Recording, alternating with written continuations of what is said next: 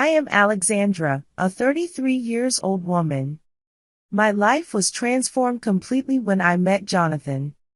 I first met him shortly after I had graduated from university and had embarked on my career at a publishing house. Despite his profession as an architect, Jonathan also pursued writing poetry as a leisure activity and contributed to a feature article that I was responsible for at the time. Jonathan was gentle and kind, like a ray of sunshine. I was naturally drawn to his sincerity.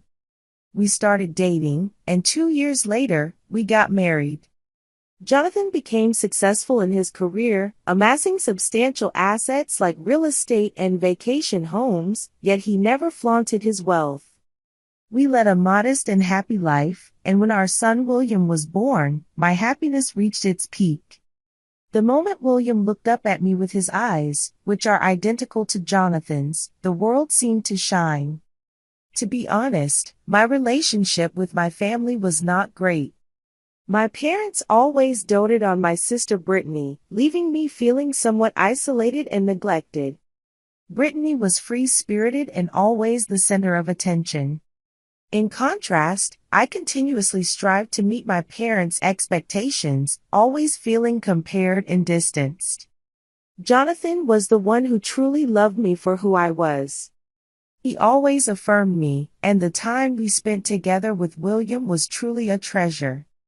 We would spend weekends at our country house and celebrate William's birthdays with a homemade cake.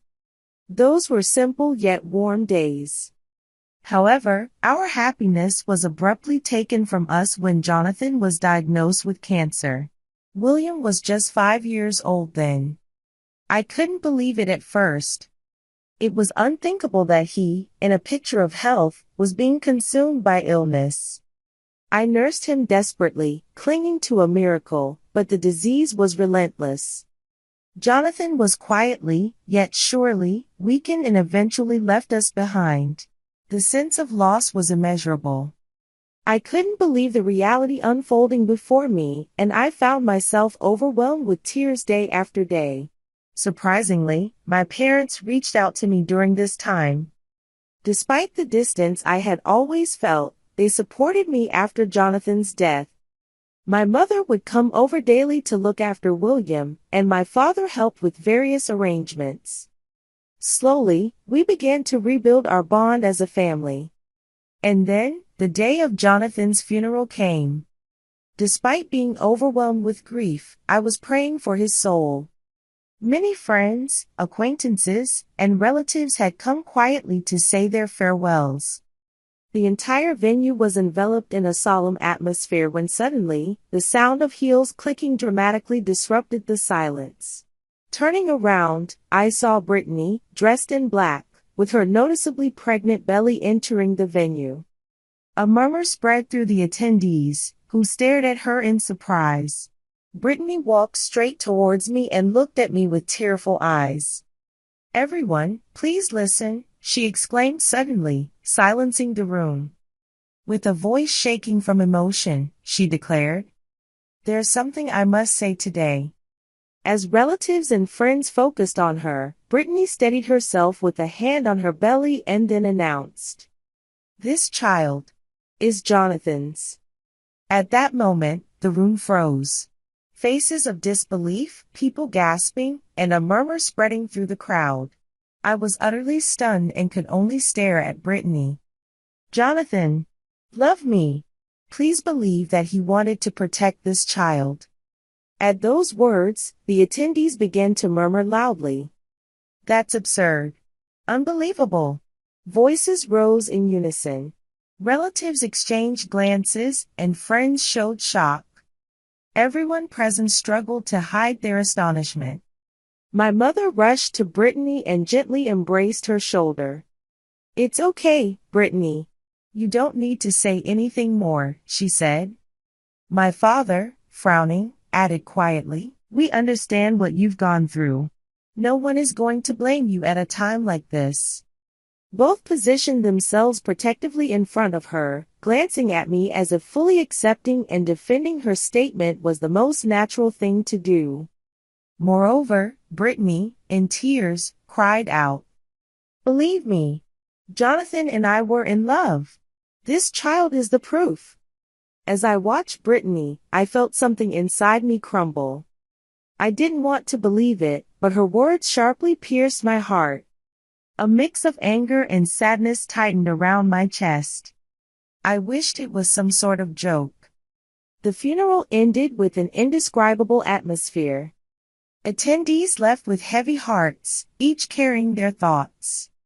I stood by the altar until the very end, staring at Jonathan's photograph. When the crowd had left, I took a deep breath and turned around to find my parents and Brittany still there. My mother looked at Brittany with tear-streaked eyes, and my father's brow was deeply furrowed. I slowly approached them and said with a trembling voice, "There's something we need to discuss. Just us." My voice echoed in the now quiet venue, with only the four of us remaining. I decided to have my son return home earlier with the babysitter. Brittany appeared a bit tense, but my mother nodded quietly, and my father sat down without saying a word. I took a deep breath and looked at Brittany. "Is what you said earlier true?" Brittany wiped her tears and nodded. "It's true. Jonathan was planning a future with me." I clenched my fists tightly. "Then why haven't you said anything until now?" Brittany looked down and spoke in a hoarse voice. "I was scared. But I couldn't keep it hidden anymore." I was at a loss for words and looked at my parents, curious about their expressions. I hesitantly asked, "Don't tell me. You knew about this?" My parents looked at each other, and a heavy silence hung in the air. My mother answered with a trembling voice, "We knew. Brittany told us 6 months ago." "What?" I was stunned. "Why didn't you say anything?" My father exhaled deeply.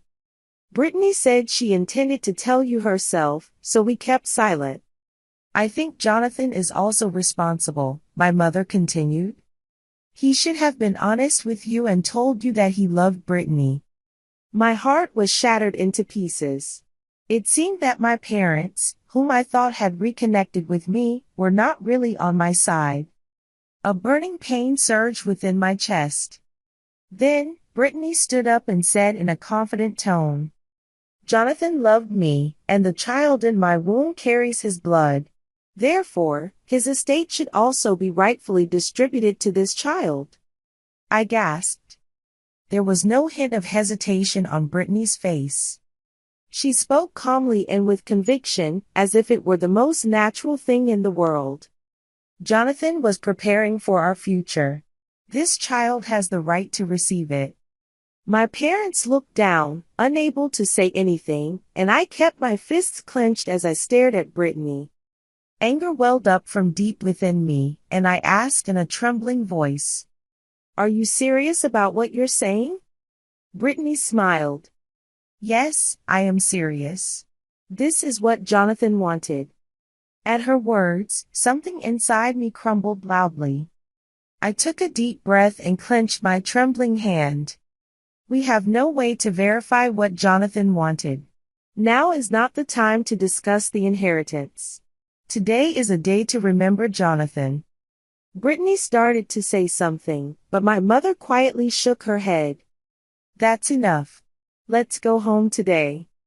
In a heavy silence, we each held our thoughts close as we slowly left the venue. Several days after Jonathan's funeral, the family gathered at the family home. We were there to open Jonathan's will, and everyone assembled with a mix of anticipation and anxiety about its contents. We decided to have a lawyer present just in case, to avoid any disputes over the inheritance. The will was undoubtedly written in Jonathan's handwriting, and its contents surprised us all. The first shock was the section about my sister, Brittany. Jonathan clearly stated in the will that Brittany had made inappropriate advances towards him several times. Brittany tried to approach me inappropriately. Even when I clearly refused, she did not stop, it stated, casting doubts on her actions. Moreover, Jonathan emphasized that if Brittany ever claimed a share of the estate, her claims would be baseless. The most shocking part was, if she claims her child is mine, please take a DNA test. Jonathan had also sternly warned us against harboring any doubts. The will then moved on to the crucial part about the estate. Jonathan had explicitly left everything to me and our son. Brittany has no inheritance rights, it stated, with reasons more clearly outlined than our family had anticipated. At that moment, relief and surprise filled my heart. While I couldn't deny that I had been wary of Brittany, knowing Jonathan's true intentions through the will reassured me that proper order was maintained in our family. Everything Brittany has said was a lie, I finally said. I felt as if something had been cleared inside me. At the same time, Brittany's face contorted, and her eyes filled with anger. "This is a lie," Brittany exclaimed. Her voice trembled, but it was filled with desperate resistance. Her face turned red, and I did not miss how she lost her composure. "A lie? Then we should just get a DNA test," I replied calmly. At those words, Brittany's face paled even more, and I could see her struggle for words. "Brittany." My mother hesitantly spoke, but her voice clearly intended to defend her. "If what you are saying is true, there is no need for a DNA test. Alexandra, you should stop accusing Brittany like this." My mother looked up at Brittany as she said this, then glaringly turned to me. My father also chimed in with a sneer. "That's right. There must be some mistake in this will. It's impossible for Brittany to lie. Stop making our Brittany anxious." His voice contained a heartbreaking anxiety, but it was clear that he harbored suspicions against me. Neither my mother nor father believed anything I said from the start. This realization painfully intensified, making the days we had spent together feel unjustly tainted. Without giving up, I kept my gaze fixed on the increasingly pale Brittany, silently searching for a breakthrough within her. The lawyer quietly observed the situation. Brittany turned away, and a silence ensued. Her eyes seemed to mix anger and despair. The lawyer, while quietly reviewing the documents, stated, "We will proceed according to the will. If Brittany wishes to object, she must take legal steps." Brittany did not react to the lawyer's words and continued to tremble with her head bowed. After a while, she muttered in a voice that seemed to squeeze through her teeth, "I understand. I will take the DNA test." Her voice was surprisingly calm, yet I sensed an uncontrollable turmoil swirling beneath it.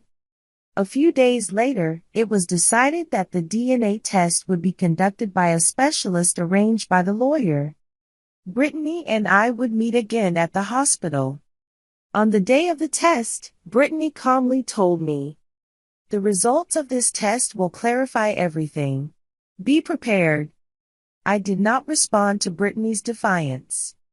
As the days waiting for the DNA test results passed, I wrestled with conflicting emotions. I wanted to believe the words Jonathan had written in the will, yet I was anxious about the possibility that Brittany's child might indeed be Jonathan's.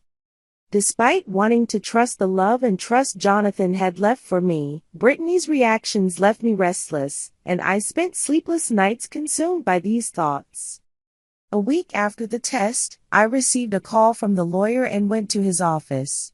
As I entered the room, the lawyer was waiting. "The results are in," he said after a moment, looking at me. "The child is not Jonathan's." At that moment, a great sense of relief spread through my heart.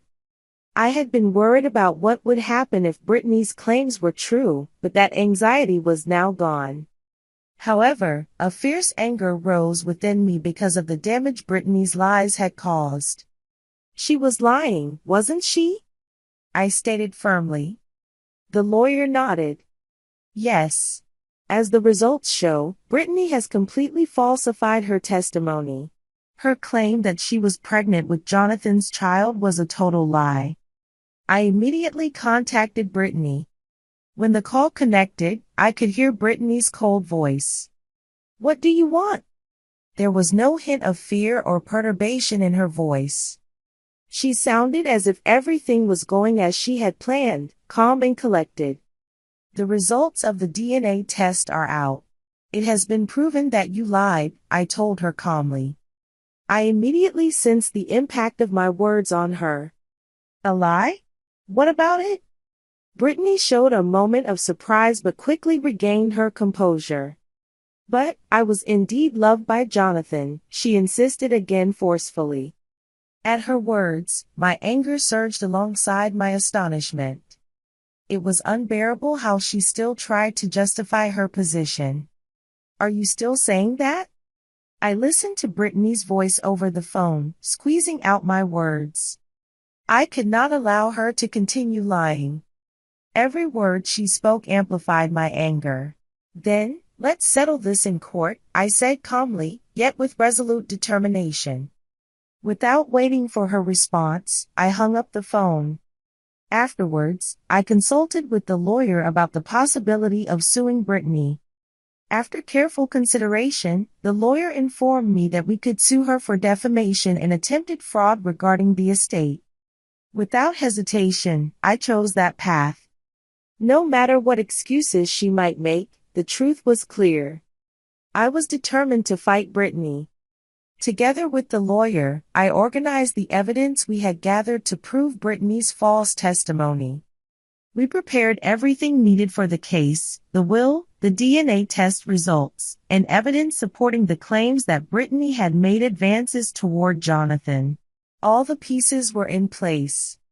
Utilizing all these elements, I resolved to pursue legal sanctions against Brittany. Just then, my mother called. Are you serious about suing Brittany? Please reconsider. My mother's voice trembled. While feeling mixed with confusion and bewilderment, what she said momentarily pained my heart, but I quietly exhaled and tightened my grip on my phone. Mom, I was hurt by Brittany on the day of Jonathan's funeral. I'm sure Jonathan would have been upset to be sent off in such a way. I just can't forgive Brittany. My voice trembled not only with anger. I was incredibly frustrated that Jonathan's final moments were shrouded in such chaos. My mother tried to say something, but I gently pulled the phone away from my ear. And so, the battle in court began. In the oppressive atmosphere of the courtroom, I took my seat and met Brittany's gaze. She appeared calm, but her eyes betrayed a hint of panic and anxiety. She stood at the witness stand without making eye contact with me, which fueled my anger even more. The judge entered, and the trial commenced in silence. My lawyer began by methodically presenting evidence that Brittany had made advances toward Jonathan. It was emphasized that Jonathan's will mention Brittany's repeated approaches and instructed for a DNA test to be conducted if any disputes arose over the inheritance. Brittany claimed she was pregnant with Jonathan's child, but the DNA test results clearly showed this to be false. The lawyer's words echoed in the courtroom. Brittany slightly grimaced at these words but quickly regained her composure. It was then my turn to testify. I clenched my slightly trembling hands, took a deep breath, and stepped forward. To calm myself, I recalled words Jonathan had said during his lifetime. Don't forget to believe. Love transcends all. With those words in my heart, I explained my position step by step. I could not believe what Brittany was saying. My relationship with Jonathan was strong. Yet, she claimed the child in her womb was his and demanded the inheritance, even on the day of his funeral. The only thing I can believe is the will Jonathan left behind. That was his true feeling. After my testimony, Brittany's lawyer stood to contest it. She emphasized how close Brittany and Jonathan supposedly were and tried to cast doubt on my testimony. However, my statements and the evidence matched each other, and the judge calmly dismissed her objections. Next, it was Brittany's turn to testify. There was a slight tremble in her eyes, but her demeanor remained arrogant and cold. I loved Jonathan, and he loved me. That's why I thought I should receive a share of the inheritance. At those words, I was simply astonished. If it was about love, why was there a need to lie? I was deeply infuriated. If Jonathan had loved you, it would have been mentioned in the will. What you are saying is just a selfish lie, I firmly responded. As the courtroom battle continued, I felt a gradual lightening of my heart. Brittany seemed to realize that no matter how many lies she piled up, the truth could not be hidden. Finally, the time for the verdict arrived. The judge spoke gravely. In this case, the defendant's false testimony has been proven, and she is hereby ordered to pay a fine and damages for defamation and attempted fraud. Furthermore, a restraining order is issued against the defendant, prohibiting any approach towards the plaintiff and her family. At that moment, I let out a deep sigh of relief. Brittany's misconduct was formally recognized, and she was to be held accountable for her actions. It was over. All the evidence was on our side, and Jonathan's estate would assuredly be passed on to my son and me. The trial was concluded, and with the legal sanctions imposed on Brittany, my heart finally began to settle. I decided to cut ties with Brittany and my parents, and move to a new city with my son to start a fresh life. While moving away from our familiar home brought some anxiety, it also instilled a new hope in me about living in a new place. My son started attending a new school, made friends, and gradually regained a stable routine. I too began searching for a job, slowly reclaiming myself.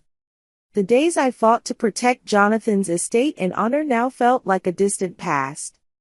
Although the anger and sadness from those days of the trial still lingered in my heart, I had sorted them as things of the past and decided to look forward. Just as Jonathan had loved me, I vowed to love and cherish my son wholeheartedly. Amidst all this, I occasionally heard about what had become of Brittany and my parents. Around the time I started my new life, a relative told me that Brittany was suffering from loneliness. It seemed that the relatives had come to know about the lies she had told at the funeral. Her lies being exposed led to criticism from everyone, and she began to be distanced by all. Her social credibility was completely lost due to her false testimony and attempted fraud, so she was gradually avoided by friends and others around her. However, it was said that she hadn't shown any signs of remorse and continued to display her vanity. Initially, Brittany had been making payments for the damages, but over time, these payments started to falter, accumulating into debt. Her life became increasingly difficult, and she had to take out other loans to manage her debt repayments. No matter how much she borrowed, the original amount of the damages remained unchanged, and she was reportedly cornered. When I heard this, I felt an indescribable surge of emotions, but everything was a result of her own lies. Hearing that she was paying the price for her actions brought me a slight sense of relief. Moreover, my parents also continued to defend Brittany's actions, losing the trust of our relatives as a result. I heard that the relatives grew cold towards my parents, gradually distancing themselves. My parents were now isolated and financially struggling. To assist with Brittany's debts, my parents had incurred a significant amount of debt themselves, worsening their own financial situation. Eventually, trying to help Brittany meant they could no longer support their own lives. Hearing this, I was neither surprised nor shocked, rather, I thought it was expected. By continually defending Brittany, my parents ultimately got entangled in her issues. Despite my confronting Brittany's lies and actions, my parents sided with her and continued to defend her. Knowing what had become of Brittany and my parents, I felt that everything had finally been judged justly. I had completely sorted things out in my mind by cutting ties with them. I had no intention of helping them, nor did I plan to have any interaction with them in the future. I was convinced that this was the best path for me and my son. Our bond as a family had already been broken, and I felt that was all their own doing. One day, while playing in the park with my son, I looked up at the sky.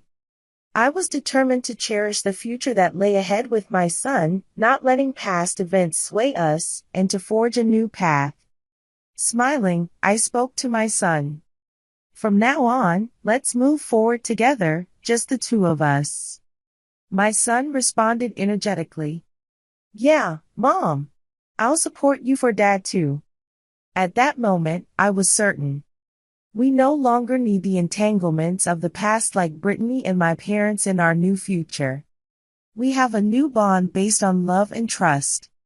And I truly feel that is the most important thing we need to pave the way for our future.